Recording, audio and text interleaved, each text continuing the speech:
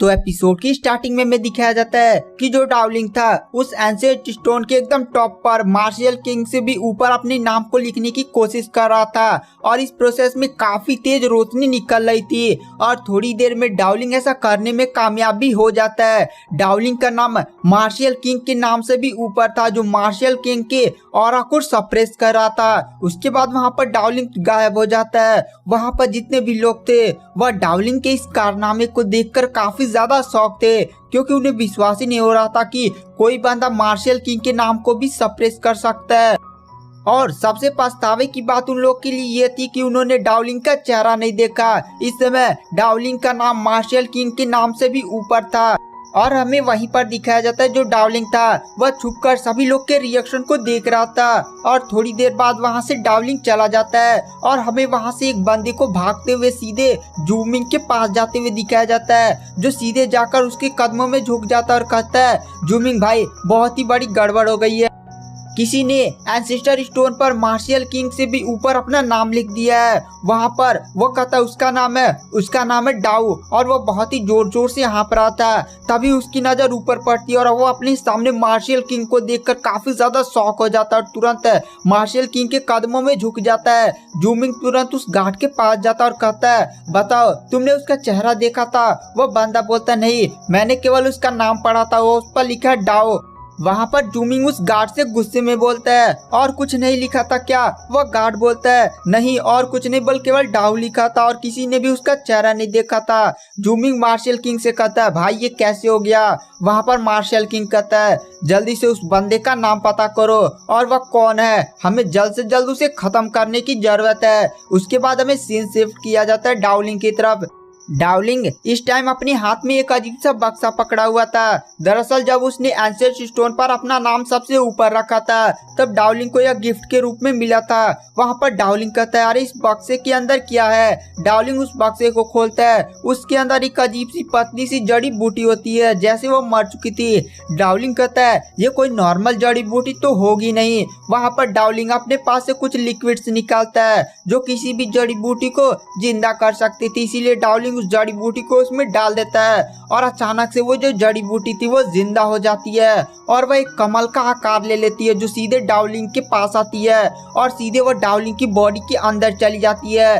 डावलिंग को अपनी बॉडी में बहुत ही ज्यादा ऑरा फील होने लगता है, इसीलिए डावलिंग कल्टीवेशन करने के लिए बैठ जाता है और वहाँ पर डावलिंग अपनी कल्टीवेशन को कर ही रहा था। तभी उसकी जो सोल होती है वह उसकी कल्टीवेशन वर्ल्ड में टेलीपोर्ट हो जाती है जहाँ पर डावलिंग देखता है कि वही फूल उसके सामने खड़ा था और वह एक अजीब सी रोशनी छोड़ता है। डावलिंग कहता है, अरे ये मुझ पर अटैक करने की कोशिश कर रहा है क्या? इसीलिए डावलिंग थोड़ा सा पीछे हट जाता है, लेकिन वहाँ पर डावलिंग देखता है कि वह जो फूल था वो अजीब सी रोशनी उसके कल्टीवेशन वर्ल्ड में जितने भी गड्ढे थे उन पर डालने लगता है जिससे उसके कल्टीवेशन वर्ल्ड के गड्ढे सारे भरने लगते हैं और वह कमल अजीब सी रोशनी छोड़ रहा था आसपास की एनर्जी को एब्जॉर्ब करके।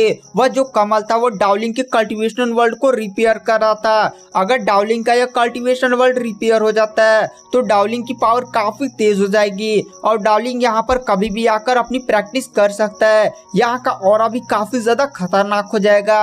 वहाँ पर डावलिंग यह सब सोचकर काफी ज्यादा खुश हो रहा था क्योंकि उसे फर्स्ट चीज मिल गई थी जिसका उपयोग करके वो अपने कल्टीवेशन वर्ल्ड को रिपेयर कर सकता था। उसके बाद डावलिंग रियल वर्ल्ड में आता है जहाँ पर डावलिंग को होश आता है कि आज तो स्टार वर्ल्ड का दरवाजा खुलने वाला था, इसीलिए डावलिंग कहता है मुझे जल्द से जल्द निकलना होगा, मैं तो पहले ही लेट हो चुका हूँ। उसके बाद हमें स्टार डोर का सीन दिखाया जाता है और हमें उस स्टार डोर की तरफ दो बंदे को जाता हुआ दिखाई दिया जाता है जिसमें से एक लड़की चूनिंग थी जो हमें ऑक्शन हाउस में देखने को मिली थी और दूसरा उसका कजन था। वहाँ पर एक अजीब सा घोड़ा गाड़ी आती है जिसमें एक हाथी नियर वाला बंदा निकलता है। वह बंदा जाकर पीछे का दरवाजा खोलता है और उसके अंदर से एक अजीब से पीले बालों वाला बंदा निकलता है। ये पीले बालों वाला बंदा ग्रूमी रेस का एक कल्टीवेटर था जिसका नाम जियांग था। वहाँ पर जो जियांग होता है वो आसपास के सभी इंसानों को देखने लगता है। वहाँ पर हाथी वाला बंदा कहता है, मास्टर हमें वह इंसान नहीं मिला जो उस एंशियंट महल के खजाने को लेकर भागा था, शायद वो यहाँ पर आया ही नहीं। वहाँ पर जियांग बोलता है तुम सही बोले। वहाँ पर तभी हाथी वाले बंदा तुरंत अपने मास्टर को पीछे हटा देता है, क्योंकि वहाँ पर एक काफी तेज भाला आता है जो सीधे आकर उनके पैरों के बगल में ही गिरता है, जिससे वहाँ पर एक काफी बड़ा धमाका दिखाई देता है। तभी वहाँ पर एक अजीब सा बंदा आता है जो कहता है कि एंशियंट ग्रुप के लोगों का यहाँ पर अलाउ नहीं। वहाँ पर जियांग गुस्से में बोलता है यह रूल तेरे बाप ने बनाया था क्या यहाँ पर। और यह बात सुनकर उस इंसान को काफी ज्यादा गुस्सा आ जाता है और सीधे वो अपने भाले के साथ जियांग पर अटैक कर देता है। जियांग भी अपनी पावर का उपयोग करते हुए उस बंदे के साथ फाइट करने लगता है। दोनों काफी खतरनाक आपस में फाइट कर रहे थे। तभी वो लोग रुक जाते हैं और हमें उनके जस्ट ऊपर प्रिंसेस को दिखाया जाता है, जो अपने साथ अपने एक गार्ड को भी लेकर आई थी। सॉरी गाइस, गार्ड नहीं, जैसी इसकी बहन थी। और वो लोग अचानक से शौक में सारे लोग ऊपर देखते हैं। ऊपर दरअसल मार्शल किंग के फैमिली के लोग आ रहे थे। मार्शल किंग के जो साथ आए हुए थे एल्डर्स, वो सभी काफी ज्यादा पावरफुल थे। वहां पर सबसे आगे एक बूढ़ा चल रहा था और थोड़ी देर बाद वो बूढ़ा रुकता है और फिर वो मार्शल किंग और अपने सभी डिसाइपल की तरफ मुड़ता है जो उस एंशियंट स्टार डोर में जाने वाले थे। वहां पर वो ओल्ड लीडर बोलता है मैं तुम लोग को ये टोकन दे रहा हूँ, अगर तुम किसी भी खतरे में पड़ते हो तो इस टोकन का उपयोग करके वहां से बचने में कामयाब हो जाओगे। और एक बात ध्यान रखना कि मैंने सुना है कि मार्शल किंग के नाम को किसी बंदे ने अपनी एबिलिटी से सप्रेस कर दिया है। अगर वह बंदा डाउ तुम्हें अंदर मिल जाता है तो उसे किसी भी हालत में जिंदा मत छोड़ना। यह हमारी फैमिली की रेपुटेशन की बात है। वहाँ पर सारे लोग तुरंत उस ओल्डर से कहते हैं ठीक है मास्टर, हम उस डाउ को जिंदा नहीं छोड़ेंगे। उसके बाद हमें दिखाया जाता है उस एंशियंट स्टार डोर का दरवाजा खुल जाता है, जहाँ पर सारे कल्टिवेटर दौड़ दौड़ कर उस स्टार डोर के अंदर जाने लगते हैं, क्योंकि उस स्टार डोर के अंदर बहुत सारे खजाने हो सकते थे। उसके बाद हमें सीन शिफ्ट किया जाता है, जहाँ पर जैसे ही थोड़ा समय बचा हुआ था स्टार डोर के बंद होने में, डार्लिंग और सीसी भी वहाँ पर आ जाती है। सीसी कहती है अभी यह स्टोर डोर बंद नहीं हुआ है। वहाँ पर डार्लिंग कहता है हाँ हम तो सही समय पर आ गए, आज मुझे कल्टीवेशन करते समय देर लग गई। वहाँ पर डार्लिंग सीसी से कहता है तुम मेरे साथ ही रहना, इस स्टार डोर के अंदर बहुत सारी खतरे हो सकते हैं। वहाँ पर सीसी कहती है मैं तो काफी ज्यादा एक्साइटेड हूँ इस स्टार डोर के खजाने को लूटने के लिए। डार्लिंग कहता है खजाने के साथ खतरे भी होते हैं, ये बात ध्यान रखना। उसके बाद हमें दिखाया जाता है डार्लिंग और सीसी उस स्टार डोर के अंदर इंटर कर जाते हैं, जहाँ पर वो लोग जैसे इंटर करते हैं वो लोग एक अजीब से स्टार वर्ल्ड में पहुंच जाते हैं। वहाँ पर चारों तरफ बहुत ही ज्यादा चमक थी। तभी वहाँ पर डार्लिंग को एक डोर दिखाई देता है। डार्लिंग उस डोर के अंदर एंटर करके एक अजीब से वर्ल्ड में चला जाता है, जहाँ पर बहुत सारे कल्टिवेटर्स एक दरवाजे के सामने खड़े थे। वहाँ पर डार्लिंग एक दरवाजे को देखता है। तभी हमें दिखाया जाता है वहाँ पर एक मोटा सा कल्टिवेटर जो अपने हाथ में एक अजीब सी कटारी लिए हुए था। वो अपनी पूरी ताकत लगाकर उस दरवाजे पर जाकर अटैक करता है, लेकिन वह दरवाजे को तोड़ने में नाकाम हो जाता है और तुरंत वो दरवाजा उसे उठाकर जमीन पर फेंक देता है, जिससे वह जाकर सीधे जमीन पर गिरता है। और वहाँ पर जितने भी लोग होते हैं वह कहते हैं अरे यार ये दरवाजा है कितना ज्यादा मजबूत, इतना ज्यादा मोटा हट्टा कट्टा बंदा भी इस दरवाजे को नहीं तोड़ पाया तो हम क्या तोड़ पाएंगे। और वहाँ पर जो डार्लिंग होता है वह कहता है ये दरवाजा तो काफी ज्यादा पावरफुल है, इसके अंदर जरूरी कोई खजाना होना चाहिए, लेकिन मुझे अपनी अभी ताकत को खर्च नहीं करनी चाहिए इस दरवाजे को तोड़ने के लिए, क्योंकि और भी सारे कल्टिवेटर्स आते होंगे जो काफी ज्यादा पावरफुल होंगे, शायद वो लोग इस दरवाजे को तोड़ दें। और वहाँ पर डार्लिंग वेट करने लगता है। तभी वहाँ पर जो चूनिंग होती है वो सीसी के पास आती है और वह सीसी से हाय बोलती है। उसके बाद जो चूनिंग होती है वो अपने कजन से उन दोनों का इंट्रोडक्शन करवाती है और कहती है ये है लिन फैमिली की सीसी और ये है डार्लिंग, ये काफी ज्यादा एक टैलेंटेड बंदे हैं। और वहाँ पर जो चूनिंग होती है वह डार्लिंग और सीसी का इंट्रोडक्शन अपने कजन के साथ करवाती है और कहती है ये है झांग झा। चूनिंग उन दोनों से कहती है तुम लोग हमारे साथ क्यों नहीं चलते। वहाँ पर डार्लिंग बोलता है ब्रदर जियांग आप काफी ज्यादा पावरफुल है और हम नहीं चाहते कि हम जैसे छोटे कल्टिवेटर्स आपके साथ घूमे, इससे आपकी रेपुटेशन ही बेकार होगी। वहाँ पर जो ब्रदर झाओ होता है वह कहता है अरे इसकी चिंता मत करो, मैं तुम सब में सबसे ज्यादा पावरफुल होंगे, इसीलिए मैं तुम्हारी रक्षा भी करूंगा, तुम मेरे साथ आराम से चल सकते हो। मैं वैसा बंदा नहीं हूँ, मैं काफी ज्यादा हंसमुख की मिजाज का बंदा हूँ, तो तुम लोग बेफिक्र होकर मेरे साथ चलो।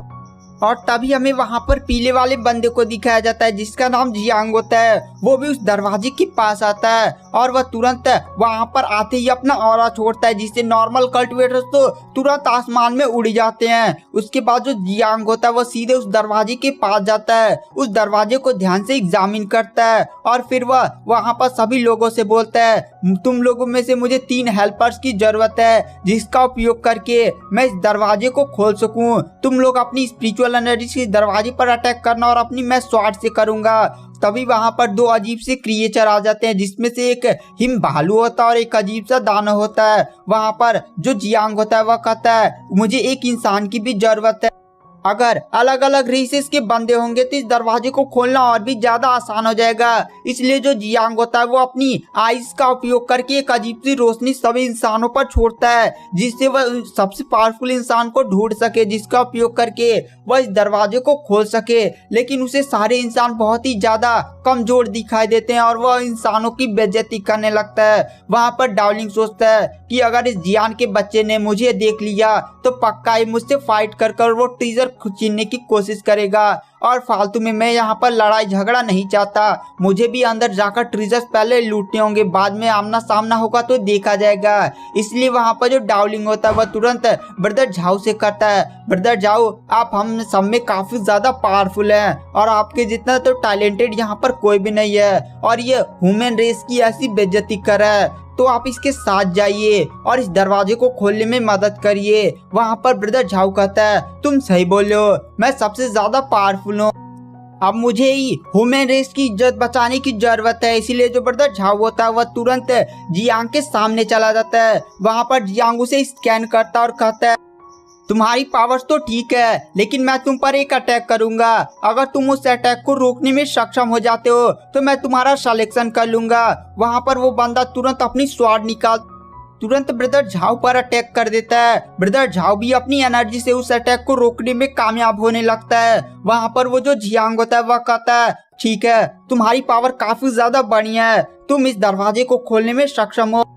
उसके बाद वहाँ पर वो तीनों बंदों से कहता है जो सिलेक्टेड हुए थे, तुम लोग मेरी बातों को ध्यान से सुनो, तुम लोग अपनी स्पिरिचुअल एनर्जी से इस दरवाजे पर अटैक करोगे और अपनी पूरी ताकत लगा देना और मैं अपनी स्वॉर्ड जो काफी ज्यादा रेयर आइटम है, मैं इस स्वॉर्ड से सीधे इस दरवाजे पर अटैक करूंगा। 4 लोगों की अटैक से पक्का दरवाजा नहीं टिक पाएगा। उसके बाद वहाँ पर जितने भी लोग होते हैं वो अपनी स्पिरिचुअल एनर्जी को उस दरवाजे की तरफ भेजने लगते हैं और वहाँ पर जो ब्रदर जियांग था वो अपनी पावर्स का उपयोग करते हुए तुरंत वहाँ पर स्वॉर्ड से उस दरवाजे पर अटैक करने लगता है। पूरा दरवाजा ही हिलने लगता है। वहाँ पर डार्लिंग सोचता है, मुझे यहाँ से बचकर रहने की जरूरत है, अगर इसने मुझे देख लिया तो पक्का ही बहुत ही बेड़ा गल हो जाएगा। और थोड़ी देर में वो दरवाजा टूट जाता है। उस दरवाजे के पीछे से एक अजीब सी रोशनी आ रही थी। वहाँ पर जितने भी लोग होते हैं वो काफी ज्यादा खुश हो जाते हैं। वहाँ पर जो ब्रदर जियान होता है वह कहता है, ठीक है आप सारे लोग अंदर चलो। और वहाँ पर जो ब्रदर जियान होता है वो अपने भालू वाले हाथियों के साथ सबसे आगे चल रहा था। वहाँ पर जो झाऊ होता है वह तुरंत डार्लिंग और सभी को बुलाता और कहता, अरे तुम लोग शौक में वहाँ क्यों खड़े हो, चलो जल्दी से अंदर चलो, अंदर ट्रीजर लूटने का मन नहीं किया। अंदर हाथी जियांग से बोलता है, मास्टर ये ट्रेजर काफी ज्यादा लो लेवल के हैं, हमें और भी गहराई के अंदर जाकर किसी खतरनाक ट्रेजर को ढूंढने की जरूरत है। वहाँ पर जियांग कहता है, तुम ठीक बोले। उसके बाद वो लोग उसके गहराइयों में जाने लगते हैं और इधर में दिखाया जाता है डार्लिंग, झाऊ, चूनिंग और सीसी को, जहाँ पर डार्लिंग कहता है, यहाँ पर इतने सारे ट्रेजर्स हैं तो हमें अलग अलग होकर इस ट्रेजर्स को लूटने की जरूरत है। वहाँ पर डार्लिंग की बात सारे लोग मान लेते हैं, इसीलिए वो लोग अलग अलग होकर ट्रेजर्स को ढूंढने लगते हैं। डार्लिंग तो वहाँ पर काफी ज्यादा खुश हो जाता है क्योंकि डार्लिंग तो हर एक ट्रेजर्स को उठा ले रहा था, क्योंकि डार्लिंग एक एल्केमिस्ट था और उसे पता था कि कौन सी जड़ी बूटी कहाँ उपयोग होने वाली थी और यहाँ पर सारी जड़ी बूटियों काफी ज्यादा रेयर थी। और गाइस आज की वीडियो की एक्सप्लेनेशन को यहीं पर एंड